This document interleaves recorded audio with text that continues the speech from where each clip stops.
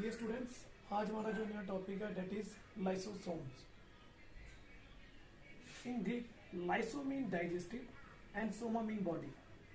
Basically lysosome contain enzyme which are responsible for the breakdown of the cell organelles or any cell structure. So lysosome में कुछ ऐसे enzyme है जो हमेशा break down ही करवाते हैं। वो एंजाइम किन क्या फंक्शन परफॉर्म करते हैं वो हम बाद में स्टडी करेंगे। First of all discovery.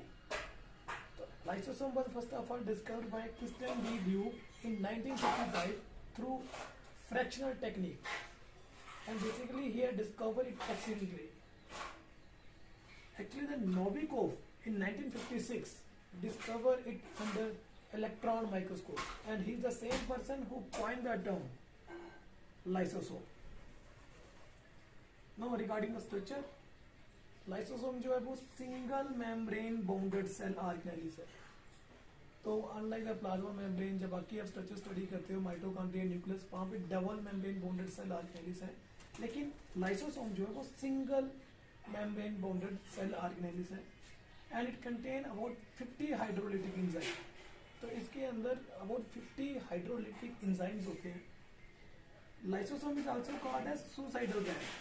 Lysosome को हम लोग suicidal bag भी कहते हैं, because lysosome जो है वो सेल के अंदर प्रेजेंट होता है और इसके अंदर जो enzyme है वो सेल की बेटरमेंट के लिए रिस्पॉन्सिबल है। However, अगर लाइसोसोम की मेम्ब्रेन डिस्टेबलाइज हो जाए और वो एंजाइम लीक कर जाए तो वो जो एंजाइम है वो सेल को ही किल कर देंगे। दैट इज वाई हम लाइसोसोम को सुसाइडल बैग भी कहते हैं। क्यों कहते हैं? Because of the presence of acid hydrolase enzyme. अब लाइसोसोम जो है इसके अंदर एसिड हाइड्रोलेज एंजाइम है, वो फंक्शन तभी परफॉर्म करते हैं अगर उसके अंदर एसिडिक कंडीशन मेंटेन हो। लाइसोसोम के अंदर एसिडिक कंडीशन कौन मेंटेन करता है? वो मेंटेन करता है hydrogen ion pump which is present in the membrane of the lysosome. No, अब बात आती है कि अगर लाइसोसोम के अंदर वैसे एंजाइम है जो पूरे सेल को किल कर सकता है, तो वो लाइसोसोम की मेम्ब्रेन को क्यों नहीं किल कर सकता? That is due to the presence of highly glycosylated lysosomal associated membrane और दूसरा लाइसोसोमल इंटीग्रेटेड मेम्ब्रेन प्रोटीन। ये दोनों ही, that is lysosomal associated membrane protein और दूसरा लाइसोसोमल इंटीग्रेटेड मेम्ब्रेन प्रोटीन, ये दोनों ही टाइप के जो स्ट्रक्चर है जो उसके मेम्ब्रेन के अंदर प्रेजेंट है वो प्रोटेक्ट करते हैं मेम्ब्रेन फ्रॉम एंजाइम। वो लाइसोसोम की मेम्ब्रेन को एंजाइम से प्रोटेक्ट करते हैं। लाइसोसोम जो है वो प्लियोमॉर्फिक होते हैं।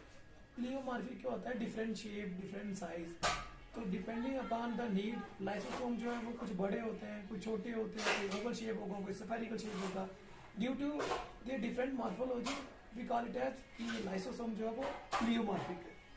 No type of lysosome. Lysosome we classified lysosome into 4 types: primary lysosome, secondary lysosome, residue lysosome and autophagic vacuole.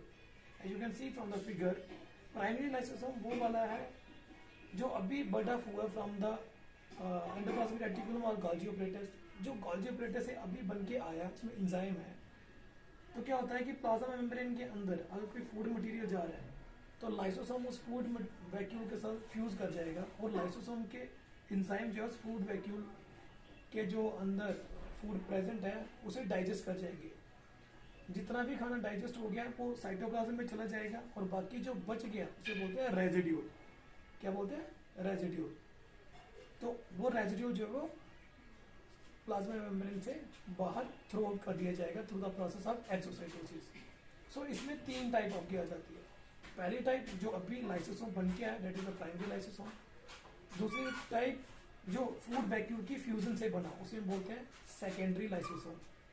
तीसरा जो खाना, जो वेस्ट मटेरियल उस लाइसोसोम में रह गया after the digestion and absorption from the food vacuole, उसे हम बोलते हैं रेजिड्यूल बॉडी।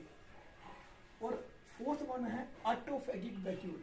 ऑटोफेगिक वैक्यूल हमें पहले ही पढ़ा, वो वाला लाइसोसोम जो खुद के सेल को डीजनरेट कर जाए, खुद के सेल को ही ब्रेक डाउन कर दे बाय लीकिंग द एंजाइम, उसे हम ऑटोफेगिक वैक्यूल बोलते हैं। Now we will discuss about the function of the lysosome. Lysosome क्या क्या फंक्शन प्रोवाइड करता है? सबसे पहले इंट्रासेलुलर डाइजेशन, जैसे कि हमने अभी थोड़ी देर पहले ही पढ़ा कि कैसे सेकेंडरी लाइसोसोम बनते हैं।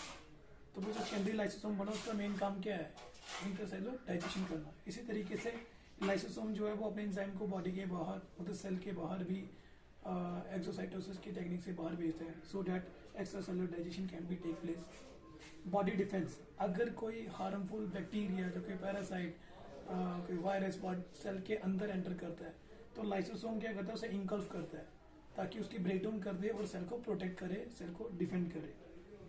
देन ऑटोफेगी, क्या होता है कि कुछ एम्ब्रियोनिक सेल्स के होते हैं जो हमें नहीं चाहिए होते हैं, वो बन के होते हैं at the time of formation of the embryo, उसकी जो रिप्लेसमेंट है, उसे जो डीजनरेट है, वो लाइसोसोम करते हैं। लेट्स से हमारी फिंगर्स के बीच में जब एम्ब्रियोजेनेसिस हो रही होती है तो यहाँ पे वेब बना होता है। ये जो वेब है इसे एक्चुअली कैंची की तरह, सीजर की तरह कटिंग की जाती है ताकि फिंगर के बीच में स्पेस बन जाए, और वो कटिंग है जो सीजर की तरह जो कटिंग करवाता है वो लाइसोसोम करवाते हैं। Then removal of the obstruction, अगर कोई बॉडी के स्ट्रक्चर की प्रेपरेशन के टाइम पे कोई ऑब्स्टेकल आ रही है, उस ऑब्स्टेकल को भी लाइसोसोम जो है वो दूर करता है। Mobilisation of the reserve food, अब मोबिलाइजेशन का मतलब होता है कि खाने को मूव करना एक जगह से दूसरी जगह, लेकिन कौन सा खाना, जो कि रिजर्व रखा हुआ है। तो जब सीड है, सीड के अंदर खाना जो है वो रिजर्व फॉर्म में होता है, at the time of growth of the seed वो क्या करता है, उस कार्बोहाइड्रेट प्रोटीन की मोबिलाइजेशन कराता है, उसे मूव करवाता है, सो डैट जहाँ पे उसकी यूटिलाइजेशन है वहाँ यूटिलाइजेशन हो सके और खाने को वो सीड यूटिलाइज करके अपनी ग्रोथ कर सके। देन लिकोसाइड ग्रेन्यूल्स, लिकोसाइड जो ग्रेन्यूल्स है वो भी लाइसोसोम से बनते हैं। कार्सिनोजेनेसिस, बेसिकली लाइसोसोम क्या करता है, सेल के अंदर जो कार्सिनोजेन सब्सटेंसेस आते हैं ये उसको पकड़ लेता है, कैचअप कर लेता है ताकि सेल को प्रोटेक्ट कर सके, लेकिन अप टू सर्टेन लिमिट। अगर वो कार्सिनोजेन सब्सटेंसेस कुछ ज़्यादा है तो ये बॉडी को उल्टा हार्मफुल करता है, for example in case of lung fibrosis. Then आता है डिस्पोजल ऑफ यूजलेस सेल, तो वो हमने पहले डिस्कस कर लिया कि जो यूजलेस सेल है जो बॉडी को नहीं चाहिए, फॉर एग्जांपल जो मॉलिक्यूलर सीजर का काम लाइसोसोम करता है। देन स्पर्म लाइसिन, तो स्पर्म जो है, स्पर्म ओवा के अंदर तभी आ सकता है जब उसकी बाहर की लेयर जो ग्रेनुलोसाइट सेल है उसको वो पेनिट्रेट कर सके। उसकी पेनिट्रेशन के लिए लाइसोसोम जो हाइड्रोलिटिक एंजाइम है that is produce by the modification of the acrosome. जो एक्रोसोम किससे एक्रोसोम बनता है, एक्रोसोम बनता है गोल्जी एपरेटस की मॉडिफिकेशन से। तो वो जो एंजाइम है वो बेसिकली हाइड्रोलिटिक एंजाइम है, लाइसोसोमल एंजाइम है।